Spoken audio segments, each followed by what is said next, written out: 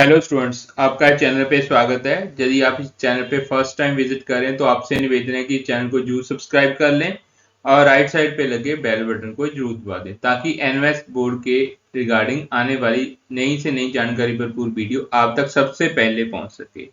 आज की वीडियो बड़ी इंफॉर्मेटिव होने वाली है। जो स्टूडेंट्स एनवेस बोर्ड में एडमिशन लेना चाहते हैं या जिन्होंने लिया हुआ है तो उनके लिए आज हम जो इंफॉर्मेशन देंगे बहुत ही इंफॉर्मेटिव वीडियो है ये। तो आप इस वीडियो में एंड तक बने रहें ताकि आपको सारी जानकारी जो मिल सके। इस वीडियो का जो मेन टॉपिक है वो है NS board is a valid board, जहां NS board certificate is a valid for government job. जहां आप 10th या 12th करते हो स्टूडेंट्स तो आपके दिमाग में भी बहुत सारे क्वेश्चन जो है घूमते रहते हैं, जैसे क्या 10th और 12th करने के बाद आपको कॉलेज में एडमिशन मिलेगी या नहीं मिलेगी, या आपने 12th की है तो आप नीट का एग्जाम दे रहे हो या जेडब्ल्यू का एग्जाम दे रहे हो तो आप उस एग्जाम के लिए ये बोर्ड का सर्टिफिकेट वैलिड होगा या नहीं होगा। बहुत सारे क्वेश्चन आपके माइंड में घूमते रहते हैं। तो इस वीडियो में ये सभी क्वेश्चन के आंसर आपको मिलेंगे।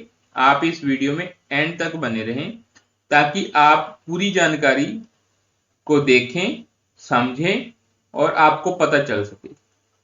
तो हम चलते हैं चेक करने के लिए कि एनओएस बोर्ड जो है वो वैलिड बोर्ड है। हमने सर्च किया है गूगल में, गूगल किया है कि एनओएस इज वैलिड बोर्ड। जो एनओएस बोर्ड है गूगल ने हमें क्या बताया है कि यस, एनओएस जो इंस्टीट्यूट ऑफ ओपन स्कूलिंग है, ठीक है, तो वो रिकॉग्नाइज्ड एंड वैलिड बोर्ड है secondary and senior secondary education in India. ये इक्विवेलेंट टू अदर बोर्ड्स, जो सारे बोर्ड चल रहे हैं, जैसे सीबीएसई बोर्ड चल रहा है, आईसीएसई बोर्ड चल रहा है या स्टेट बोर्ड चल रहे हैं, उसके इक्विवेलेंट है।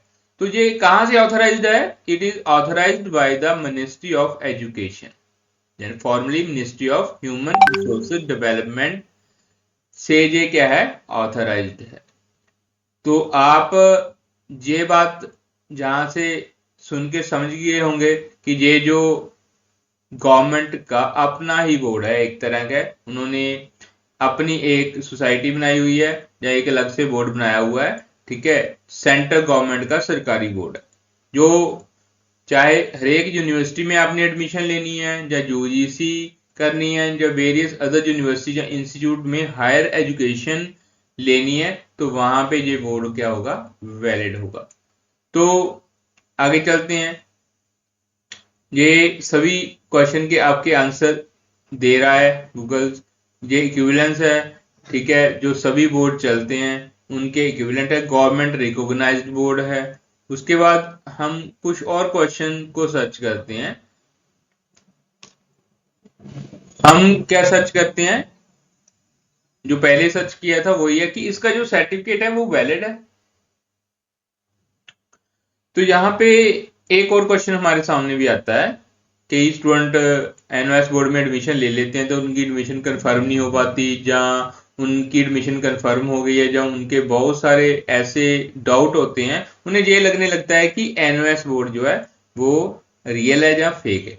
तो आपके सामने हमने सर्च किया हुआ है, तो आप देख सकते हो जो एनओएस बोर्ड है वो association of India university letter number दिया हुआ है, इसके अकॉर्डिंग या इसके अगेंस्ट जो है वो रजिस्टर्ड है, एक सोसाइटी के अंदर रजिस्टर्ड है बोर्ड, ठीक है, फेक बोर्ड नहीं है।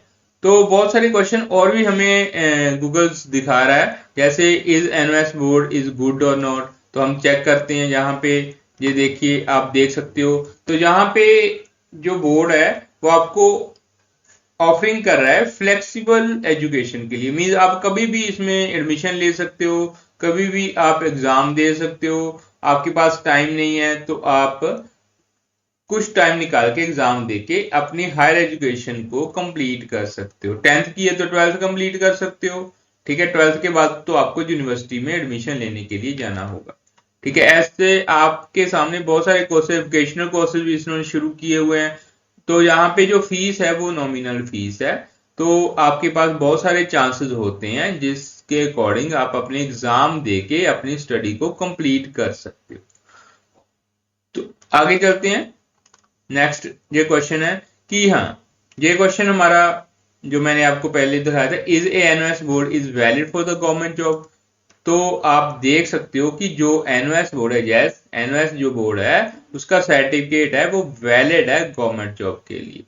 तो NOS is a government recognised board है और authorised by the government of India to conduct a public examinations and therefore the NOS certificates are equivalent to those issued by other like as कौन से board, जैसे CBSE ICSE जहाँ state board है उसके certificate के equivalent है। तो ये गवर्नमेंट जॉब के लिए भी वैलिड जो है सर्टिफिकेट माना जाता है। तो बहुत सारे स्टूडेंट जो एनओएस बोर्ड से 10th या 12th करते हैं उसके बाद आईआईटी में जाते हैं जहाँ जेईई का एग्जाम देते हैं, तो वहां पे ये सर्टिफिकेट वहां पे भी वैलिड है। ये आप देख लो जेईई एडवांस का दिया है, जहाँ आईआईटी का दिया है, ठीक है, जहाँ नीट का भी दिया है, तो उसके लिए ये वैलिड है। तो आप ये चेक कर सकते हो। उसके बाद इसका जो सर्टिफिकेट है वो हर एक जगह पे एक्सेप्टेबल है, कॉम्पिटिटिव एग्जाम में, गवर्नमेंट जॉब में, हायर स्टडीज में। जिसका सर्टिफिकेट हर एक जगह पे सर्टिफिकेट जो है वो वैलिड है जहाँ एक्सेप्टेबल है। तो आप इसमें आप एडमिशन लेने के बाद इजी वे से 10th या 12th जो है पास कर सकते हो अपनी चॉइस के सब्जेक्ट को रखने के बाद। उसके एग्जाम देने अपने अपनी चॉइस के अकॉर्डिंग। उसके बाद इसके डिसएडवांटेज क्या है? डिसएडवांटेज तो हर एक चीज के होते हैं, एडवांटेज और डिसएडवांटेज। तो यहाँ पे ये लिखा हुआ है मेन डिसएडवांटेज क्या है, limited peer interactions, a less structured environment, potential for the lower academic career and the sometime delay and the result। कुछ ऐसे हैं कि जैसे रिजल्ट लेट आता है, ठीक है, टाइम ज्यादा है, जहाँ कुछ दिक्कतें आती हैं स्टूडेंट को, तो उसके अकॉर्डिंग इसने डिसएडवांटेज लिखे हुए हैं। उसके बाद where the NOS board is not valid, तो मैंने पहले भी आपको बताया है कि जो इसका सर्टिफिकेट है तो वो क्या है, वैलिड है। तो जहां पे लिखा है some private colleges and the universities particularly in a certain locations might not readily accepted the NOS certificate। कुछ बोर्ड जहाँ यूनिवर्सिटीज हो सकती हैं जो इसका सर्टिफिकेट नहीं मानती हैं, पर ये गवर्नमेंट का जो अपना बोर्ड है तो इसका सर्टिफिकेट हर एक जगह वैलिड होगा। और ये जो सर्टिफिकेट है ये सेंट्रल गवर्नमेंट का सरकारी बोर्ड होने से सीबीएसई बोर्ड के इक्विवेलेंट है, आईसीएसई बोर्ड के भी इक्विवेलेंट है। तो इसकी जो वैल्यू है वो फुल वैल्यू है, ठीक है। इसकी जो पास सर्टिफिकेट की वैल्यू है वो वैल्यूएबल सर्टिफिकेट है, क्योंकि ये government of India ministry of HRD establish जो है एनओएस बोर्ड है, तो इसका सर्टिफिकेट हर एक जगह पे मान्य होगा। तो आपका स्कोप कैसे भी करके, जैसे नॉन मेडिकल और मेडिकल इकट्ठा भी कर सकते हो, ठीक है, जहां पे आपको सब्जेक्ट की कोई भी रिस्ट्रिक्शंस नहीं है। तो यहाँ पे यदि आपने 10th या 12th कर लिए तो आपके लिए वो सर्टिफिकेट वैलिड होगा हायर एजुकेशन के लिए, और जैसी आपने जॉब लेनी है तो उसके लिए भी वैलिड होगा। तो जैसे आपने आईएएस का एग्जाम देना है, ठीक है, वो तो बाद में होगा, तो उसके लिए भी आपका सर्टिफिकेट जो है वैलिड होगा। जहाँ यूपीएससी का एग्जाम देना है, जहाँ पीसीएस का एग्जाम देना है, उसके लिए भी वैलिड है। तो यहाँ पे आप इकट्ठे कर सकते हो सीबीएसई और एनओएस बोर्ड में। तो यहाँ पे आपको पता होगा एक ऑप्शन आता है जब आप एडमिशन करते हो जहाँ पे ड्यूल एडमिशन का, यदि वहां पे यस करते हो तो फिर आप दोनों तरफ पे अपनी जो एजुकेशन है उसको कैरी ऑन कर सकते हो पैरेलल, ठीक है। एज लिमिट आपको पता ही है 14 साल इसमें होती है 10th के लिए, और 2 साल का गैप होना चाहिए, जब 15 साल होनी चाहिए 12th के लिए। हाँ, उसके बाद एक आता है एनडीए। एनओएस बोर्ड जो एनडीए के लिए वैलिड है, एज लिमिट का मैंने आपको बता दिया है, ठीक है। एनडीए के लिए वैलिड है, यस। जैसे हमने बहुत सर्च कर लिया है कि एनओएस जो बोर्ड है वो गवर्नमेंट का बोर्ड है, ठीक है, एमआरएच के अंडर जो है वैलिड है। तो इसके अकॉर्डिंग जो भी हायर स्टडीज के लिए एडमिशन लेना चाहता है उसमें ये सर्टिफिकेट वैलिड होगा, चाहे वो 10th का सर्टिफिकेट है चाहे 12th का सर्टिफिकेट है, ठीक है, वो सभी सर्टिफिकेट वैलिड होगा हर एक जगह पे। चाहे आपने बीटेक करनी है, ये बीटेक का भी ऑप्शन दिखा रहा है, चाहे आपने बीटेक करनी है तो वहां पे भी ये वैलिड होगा।